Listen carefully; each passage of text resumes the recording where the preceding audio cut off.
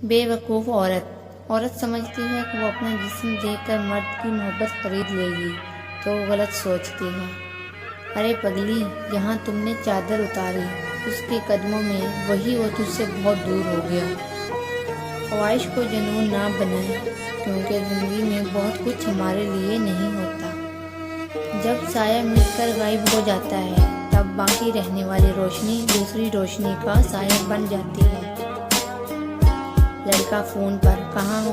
لڑکی: امی کے ساتھ آئی ہوں، یہاں 5 اسٹار ہوٹل میں پارٹی ہے، تم کہاں ہو؟ لڑکا: جس گلی میں تم دیکھ کے چاول کھا رہی ہو میں وہیں بیٹھا ہوں، اور چاہیے چاول تو بتانا۔ ایک پٹھان شادی کی رات بڑا پریشان تھا کہ بیوی سے کیا بات کرے۔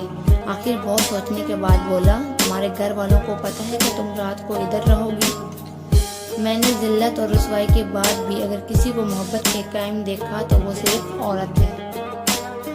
مرد آنکھوں سے محبت کرتا ہے اور عورت کانوں سے، مطلب مرد اس عورت سے محبت کرتا ہے جو خوبصورت ہے، اور عورت اس مرد سے محبت کرتی ہے جو باتیں دل فریب کرتا ہے۔ یہ بات سچ ہے کہ دو محبت کرنے والے ایک دوسرے سے رابطہ کیے بغیر نہیں رہ سکتے۔